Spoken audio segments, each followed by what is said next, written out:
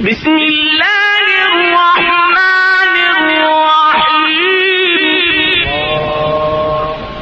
حضرت علی رضی اللہ عنہ فرماتے ہیں، عمل سے بڑھ کر اس کی قبولیت کا اہتمام کرو، اس لیے کہ پرہیزگاری کے ساتھ کیا گیا تھوڑا عمل بھی بہت ہوتا ہے، اور جو عمل مقبول ہو جائے وہ کیسے تھوڑا ہوگا؟ یعنی اگرچہ انسان کی نظر میں عمل چھوٹا ہو یا تھوڑا ہو، اگر وہ اللہ پاک کی بارگاہ میں قبول ہو جائے تو اس کا اجر بھی بہت زیادہ ہے اور وہ بہت بڑا عمل ہے۔ آپ رضی اللہ عنہ کا قول ہے، میں تم پر دو چیزوں سے بہت زیادہ خوف زدہ رہتا ہوں، ایک خواہش کی پیروی اور دوسرا لمبی امیدیں۔ آپ رضی اللہ عنہ کے اس قول میں نصیحت ہے کہ انسان کو خواہش کی پیروی نہیں کرنی چاہیے اور لمبی امیدیں نہیں باندھنی چاہیے۔ آپ کا ایک اور قول ہے، جو شخص یہ گمان رکھتا ہے کہ نیک اعمال اپنائے بغیر جنت میں داخل ہوگا تو وہ جھوٹی امید کا شکار ہے۔ یعنی ایسا شخص جو نیک عمل تو نہیں کرتا لیکن یہ امید لگائے ہوئے ہے کہ وہ جنت میں داخل ہوگا، تو ایسا شخص جھوٹی امید کا شکار ہے۔ آپ فرماتے ہیں، خرچ کرو، تشہیر نہ کرو، اور خود کو اس لیے بلند نہ کرو کہ تمہیں پہچانا جائے اور تمہارا نام ہو، بلکہ چھپے رہو اور خاموشی اختیار کرو، سلامت رہو گے۔ تشہیر نہ کرو یعنی پبلسٹی نہ کرو، اپنا کوئی ایک کام اچھا کر کے پھر اس کی پبلسٹی نہ کرو، اور خود کو مشہور کرنے کی کوشش نہ کرو کہ تمہارا نام ہو، تمہیں پہچانا جائے۔ فرماتے نہیں، بلکہ تم چھپے رہو، خاموشی اختیار کرو، سلامت رہو گے۔ آپ فرماتے ہیں، بندہ بے صبری کر کے اپنے آپ کو حلال روزی سے محروم کر دیتا ہے اور اس کے باوجود اپنے مقدر سے زیادہ حاصل نہیں کر پاتا۔ فرماتے ہیں، جس تکلیف کے بعد جنت ملنے والی ہو وہ تکلیف نہیں، اور جس راحت کا انجام دوزخ پر ہو وہ راحت نہیں۔ سبحان اللہ۔ بے شک آج کے زمانے میں جو حساب کتاب چل رہا ہے، آپ کا یہ فرمان بالکل درست ہے۔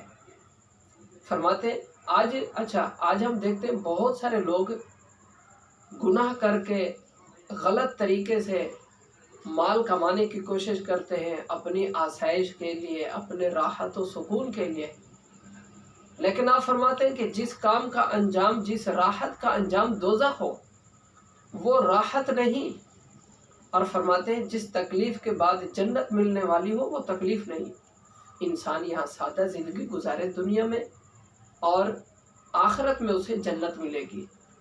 اور آپ کا فرمان ہے کہ جس راحت کا انجام دوزخ ہو، یعنی بندہ حرام طریقے سے مال کمائے، حرام ذرائع استعمال کرے، دنیا میں تو وہ وقتی طور پہ راحت پا لے گا لیکن اس کا انجام دوزخ ہوگا۔ آپ کا اور فرمان ہے، اپنی رائے کو کافی سمجھنے والا خطرے میں ہے۔ لوگ کوئی بات کرتے ہیں، چار آدمی کہیں بات کر رہے ہوں، کہتے ہیں میں نے کہہ دیا یہی بہتر ہے، میں نے جو مشورہ دیا ہے یہی بہتر ہے، اسی پر عمل کرنا چاہیے، اسی میں فائدہ ہے۔ دوسرے بندے کی رائے کو ترجیح نہ دینا۔ آپ فرماتے ہیں کہ اپنی رائے کو کافی سمجھنے والا خطرے میں ہے۔ بندہ صرف اپنے آپ کو ہی عقل کل نہ سمجھے۔ آپ کا اور فرمان ہے، جب تم اپنے دشمن سے بدلہ لینے پر قادر ہو جاؤ تو اس کے شکرانے میں اسے معاف کر دو۔ ان لوگوں میں سے مت ہونا جنہیں نصیحت اس وقت فائدہ دیتی ہے جب ملامت میں مبالغہ یعنی بہت زیادہ شرمندہ کیا جائے۔ پہلے سمجھاتے رہیں، کسی بات سے منع کرتے رہیں، سمجھ نہیں آتا، جب حد سے زیادہ ذلت اور رسوائی اٹھانا پڑ جائے یا کوئی دوسرا آ کے ذلیل کر دے، پھر بندے کو نصیحت فائدہ دے، پھر سمجھ آ جائے کہ ہاں مجھ سے یہ غلطی ہوئی ہے، مجھ سے یہ غلط کام ہوا ہے، مجھے نہیں کرنا چاہیے۔ آپ فرماتے ہیں، ان لوگوں میں سے مت ہونا जिन्हें नसीहत उस वक्त फ़ायदा देती है जब मलामत में मुबालगा यानी बहुत ज़्यादा शर्मिंदा किया जाए। आपका कौल है, लालच की चमक देखकर अक्सर अकल मार खा जाती है। बंदे को लालच नज़र आती है तो अब क्या होता है, बंदे की अकल भी वहाँ पर काम करना छोड़ जाती है और बंदा लालच में पड़ जाता है। नसीहत इसमें यह है कि बंदे को लालच में नहीं पड़ना चाहिए। आप फरमाते हैं, जब किसी शख्स की अकल कामिल हो जाती है तो उसकी गुफ्तगू में कमी आ जाती है। यानी आपने अक्लमंद बंदे की निशानी बताई कि जो शख्स अक्लमंद होगा वो उसकी गुफ्तगू कम होगी, वो बातें कम करेगा, और जो बेअकल होगा वो बातें बहुत ज़्यादा करेगा, तरह तरह की बातें करेगा, दुनिया भर के तज्जिए करेगा, दुनिया भर के मसाइल मामलात पे गुफ्तगू करेगा और उसकी किसी बात में वज़न नहीं होगा, बस इधर उधर की बातें। तो आप फरमाते हैं, जब किसी शख्स की अकल कामिल हो जाती है, जब किसी शख्स की अकल कामिल हो जाती है तो उसकी गुफ्तगू में कमी आ जाती है। फरमाते हैं, लोगों में जो ज़्यादा इल्म वाला होता है वो अल्लाह पाक से ज़्यादा डरता, ज़्यादा इबादत करता और अल्लाह पाक की रज़ा के लिए ज़्यादा नसीहत करता है। फरमाते हैं, माल और औलाद दुनिया की खेती है और नेक आमाल आखरत की। अल्लाह पाक अपने बहुत से बंदों को ये सब अता फरमाता है, यानी उनके पास माल और औलाद भी होती है और नेक आमाल भी वो करते हैं। लेकिन आप फरमाते हैं कि माल और औलाद दुनिया की खेती है और नेक आमाल आखरत की है। नेक आमाल बंदे को आखरत में काम आएंगे। माल और औलाद ये तो बंदे के तब तक फ़ायदे में है जब तक दुनिया में है। अलबत्ता एक सूरत यह है कि माल को अच्छी जगह खर्च किया हो, मसलन सदका जारिया का काम, या औलाद में से किसी को दीन की तालीम दिलाई हो ताकि वो बाद में नेक अमाल करता रहे, तो वो बाद में सदका जारिया वालिदैन के लिए बन सकता है। आप फरमाते हैं, अगर मैं चाहूँ तो सूरतुल फातिहा की तफसीर से 70 ऊँट भर दूँ, यानी उसकी तफसीर से लिखते हुए इतने रजिस्टर तैयार हो जाए कि 70 ऊँट उसे उठाए। इतनी ज़्यादा किताबें लिखूं जिन किताबों में सिर्फ सूरत फातिहा की तफसीर हो, यानी सूरत फातिहा की इतनी बड़ी तफसीर है और सूरत फातिहा की इतनी बड़ी फजीलत है और उसकी तफसीर मैं जानता हूँ।